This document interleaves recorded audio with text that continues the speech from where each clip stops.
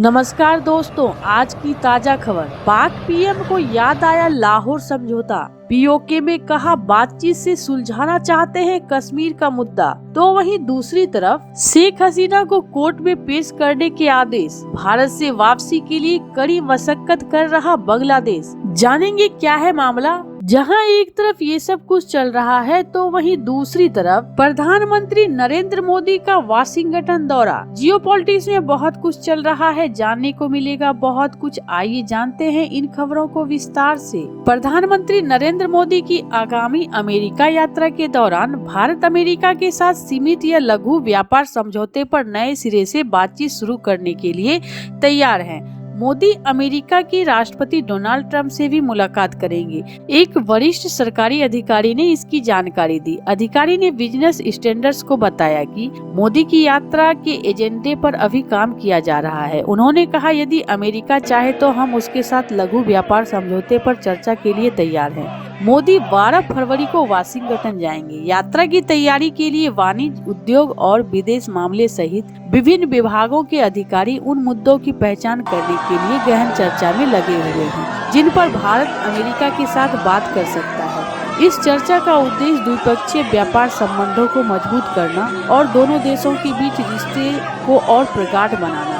Trump के साथ मोदी की बैठक ऐसे समय में होने जा रही है जब अमेरिका और चीन के बीच व्यापार युद्ध फिर से शुरू होने की आशंका है। अमेरिका के पड़ोसी देशों मेक्सिको और कनाडा के साथ भी शुल्क पर खींचातान देखी जा रही है। अमेरिका के राष्ट्रपति पद की जिम्मेदारी संभालने से पहले ही ट्रंप ने अपना अमेरिका फर्स्ट एजेंडा और इसे हासिल करने के लिए दूसरे देशों पर शुल्क लगाने का अपना एजेंडा साफ कर दिया था। भारत ने शुल्क को लेकर ट्रंप की चिंता को दूर करने की दिशा में कदम उठाए हैं। बजट में मोटरसाइकिल, अवशिष्ट और कबाड़ आइटम, इथरनेट स्विच आदि पर बुनियादी सीमा शुल्क में कटौती की गई है। अमेरिका के राष्ट्रपति द्वारा भारत को ज्यादा शुल्क लगाने वाले देशों की जामत में शामिल करने की प्रतिक्रिया में ये कदम उठाए जा रहे हैं। भारत सरकार के अधिकारी भी ट्रंप प्रशासन के तहत व्यापार संबंधी मामलों पर चर्चा शुरू करने के लिए नए अमेरिकी व्यापार प्रतिनिधि की नियुक्ति का इंतजार कर रहे हैं। ट्रंप के सत्ता संभालने के तत्काल बाद जारी अमेरिका फर्स्ट ट्रेड पॉलिसी पर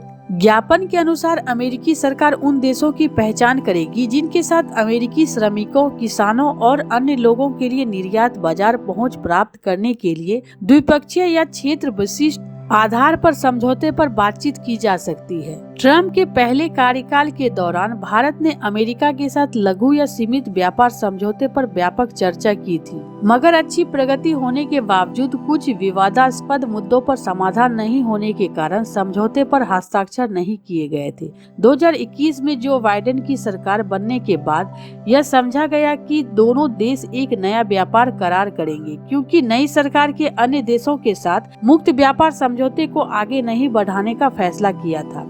भारत अमेरिका द्वारा शुरू किए गए 14 सदस्यीय समूह भारत प्रशांत आर्थिक समृद्धि फोरम में शामिल हो गया था, मगर उसके 4 स्तंभों में से एक व्यापार स्तंभ से बाहर निकल गया क्योंकि इसमें प्रतिबद्धताओं पर स्पष्टता नहीं थी। तो वहीं दूसरी तरफ बांग्लादेश में पिछले साल जुलाई अगस्त में हुए व्यापक विरोध प्रदर्शन के बाद से हालात अब तक स्थिर नहीं हो पाए हैं। एक तरफ जहां देश की अंतरिम सरकार पर हिंदुओं पर हो रहे हमले को लेकर लगातार सवाल उठ रहे हैं, वहीं दूसरी तरफ मोहम्मद यूनुस की सरकार पूर्व प्रधानमंत्री शेख हसीना की भारत से वापसी और सजा दिलाने की कोशिश में जुटी है। इस बीच देश के गृह सलाहकार लेफ्टिनेंट जनरल मोहम्मद जहांगीर आलम चौधरी ने बुधवार को कहा कि बांग्लादेश शेख हसीना को वापस लाने के लिए हर संभव प्रयास कर रहा है। गौरतलब है कि 77 वर्षीय हसीना पिछले साल 5 अगस्त को उनके खिलाफ हुए हिंसक प्रदर्शन के बाद से भारत में रह रही है। बांग्लादेश की समाचार एजेंसी ने बताया कि हम उन लोगों को वापस लाने की कोशिश कर रहे हैं जो मानवता के खिलाफ अपराध के आरोपों में आईसीटी के मुकदमे का सामना कर रहे हैं। इससे पहले पिछले साल बांग्लादेश ने हसीना के प्रत्यार्पण की मांग करते हुए भारत को एक राजनयिक नोट भी भेजा था। गृह सलाहकार ने कहा कि वे देश में रह रहे लोगों को गिरफ्तार कर रहे हैं, जबकि विदेश में रह रहे अन्य लोगों को वापस लाने की प्रयास जारी है। उन्होंने कहा, हम देश में रह रहे लोगों को गिरफ्तार कर रहे हैं, मुख्य आरोपी हसीना देश में नहीं है। उन्होंने कहा कि उन्हें वापस लाने के लिए कानूनी प्रयास चल रहे हैं। आपको बता दें कि बांग्लादेश के अंतर्राष्ट्रीय अपराध न्यायाधिकरण ने शेख हसीना के खिलाफ अब तक 2 गिरफ्तारी वारंट जारी किए हैं। हसीना के गिरफ्तार पर 12 फरवरी तक अदालत में पेश करने के आदेश दिए गए हैं। उन पर पिछले 16 साल के शासन के दौरान लोगों को गायब करने के भी गंभीर आरोप हैं। इस बीच हसीना के खिलाफ रेड नोटिस जारी करने के बारे में पूछे जाने पर पुलिस प्रमुख बहारुल आलम ने कहा कि उन्हें उम्मीद है कि इंटरपोल जल्द ही आईसीटी के वांटेड व्यक्तियों के खिलाफ नोटिस जारी करेगा। उन्होंने कहा, चूंकि आईसीटी द्वारा रेड नोटिस जारी किया गया है, इसलिए मेजबान देश उन्हें गिरफ्तार करने के लिए उत्तरदायी है। वहीं सूचना एवं प्रसारण सलाहकार नाहिद इस्लाम ने कहा है कि अगर हसीना को वहां से राजनीतिक गतिविधियां संचालित करने की अनुमति दी गई है तो इसके लिए भारत जिम्मेदार होगा। उन्होंने कहा, हमने भारत से शेख हसीना को बांग्लादेश वापस भेजने को कहा है